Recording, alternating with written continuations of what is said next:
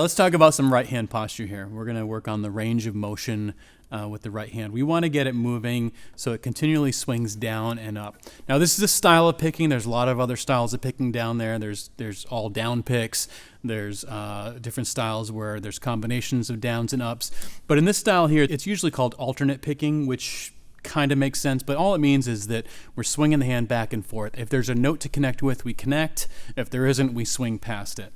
And it keeps the right hand in more of kind of a metronomic kind of feel, but also is going to give us a lot of power because this is really easy to do. And if you've ever washed your hands and there's no paper towel and you just shook your hands off, you can do this all day long. And that's what's cool about it, is that there's very little effort when you start moving this back and forth. And you can see it's just kind of a tick-tock motion, kind of a pendulum motion. Okay, the next thing I'm going to do is start doing that with my pick in my hand, and then the next thing I'm going to do that is with the closed hand. I want to avoid having the hand open when I do these exercises because it's generally a better technique. If I leave my hand open, I can do this sometimes, but I can tell you from personal experience a long time ago, I used to do this kind of thing here, and I was in the studio, and I was listening to the playback, and I was hearing this stuff, and I was like, who's doing that? Yeah, it was the guitar player. So keep these fingers tucked. Keep them out of the way. You don't have to keep a closed fist, but just learn how to keep your muscles engaged.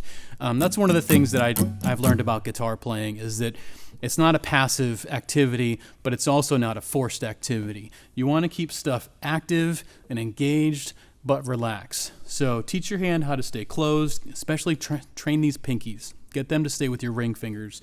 You're going to get a lot out of that at some point. So I'm swinging back and forth here, and the first thing I'm going to do is I'm going to swing down at the strings, and I'm going to try to swing out as far as I can. So what's going to happen with my right hand is it's going to go all the way out so I can see the back of my hand. Notice I'm just muting my strings here. You can mute anywhere you like. And then I'm going to swing up so I can see the inside of my hand like this. So I'm getting a full range of motion on my wrist here. 1 and 2 and 1 and 2. Also notice I'm using more of a flick. I'm not going 1 and 2. It's 1 and 2. Somebody asked Bill Monroe one time, how do you play so fast? And he said, I'm not fast, I'm quick. And that's the difference here, is we just want to be quick. We want to slice through the strings. They're in the way. We're just going to go right through them. We're also trying to hit all 6 strings, which means I'm going to have to engage a little bit of elbow, because if I just turn my wrist, I'm only going to hit about 4 strings. So my elbow is going to help me get all the way through and all the way through. I'm going to start basically with some quarter notes. I'm going to go 1 and 2 and 1 and 2 and 1 and 2 and 1. Then I'm going to go all downs. 1 and 2 and... You see now my wrist has doubled its speed just by going all downs. I'll do that again. Down, up, down, up.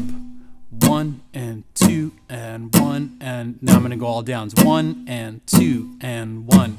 Now I'm going to connect with those ups. 1 and 2 and 3 and 4. I'm still trying to be really quick. I just want to get through those strings. It's got to be a hot knife, soft butter. Just getting through them, they're in the way. This would be a great place to start figuring out what's happening with your pick. For a lot of you, your pick is going to start turning at this point. Just get your pick out of your hand, put it back into the playing posture here. This is a great way to start monitoring where that energy is going. Is it turning your pick? Can you do something with the angle of your hand to do that? You'll also notice that my wrist is slightly bent. That's going to keep it, again, nice and loose. I want to avoid this kind of posture with my wrist. That's going to pinch up my carpal tunnel and also just not give me such great tone. Now, I'm giving you these tips here, but I want you to consider there is no technique that's off the table. Even things that we call bad technique are good for something. And great players will use what we consider to be bad technique sometimes, but it's not their main use of technique. They'll use it to get a particular sound. Like if I want to do a palm mute, I'm going to have to turn my wrist slightly this way because that's how I'm going to be using the technique. Some players will use anchors. They'll anchor either a pinky here or all their fingers here. Some will anchor on the bridge. Those aren't bad techniques, but they are bad technique, if that makes sense. The best technique is get through and get out of the way so the string can ring out and you can get the best sound you can get.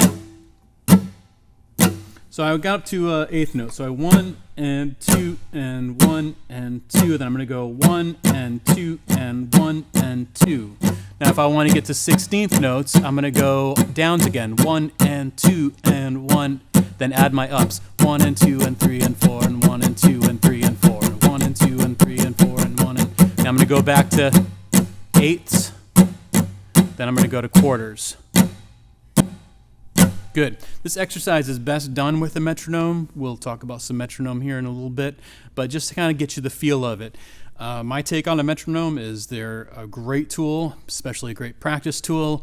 However, if you're counting out loud, you're still assigning value to those beats, and counting out loud is almost as good because I need to be able to understand where those beats are supposed to fall within that timing grid. So again, I'm going to go through 1 and 2 and 3. I'm trying to get this full range of motion here.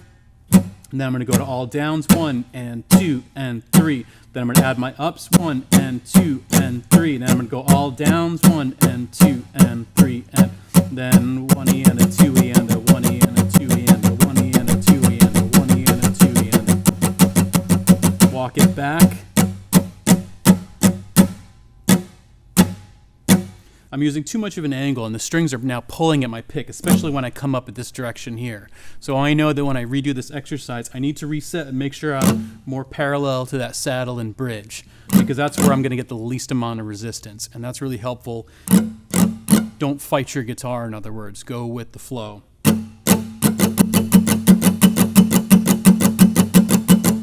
You're trying to be quick, get through all the strings. This is also very similar to a rhythm exercise called takadimi, and this is something that is a great exercise to do if you're working on a piece of music. You're trying to learn your favorite rock tune or bluegrass tune or jazz or whatever. Is to just sit with the recording, mute your strings, and move your right hand in time to the music. What this does for you is give you an instant sense of what the timing of the music should be. As guitar players especially, but I know as a lot of instruments, we get a tab or something and we're trying to fight out where the fingers go. You'll notice in a lot of this video, I'm watching my right hand more than I watch my left hand.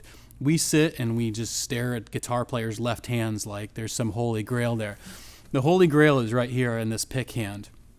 And what I mean by that is your tone and your timing and your dynamics comes from the right hand. All the left hand does is play notes.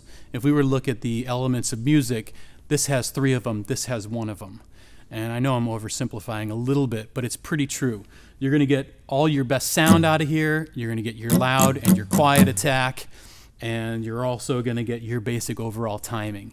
So I always recommend sit down with the recording, put your headphones on, and just move along with the music, whatever music it is. If you're doing Beatles, if you're doing Iron Maiden, if you're doing Django Reinhardt, doesn't matter. All music has timing. So learn your timing and get your right hand to understand what its role is going to be in that timing.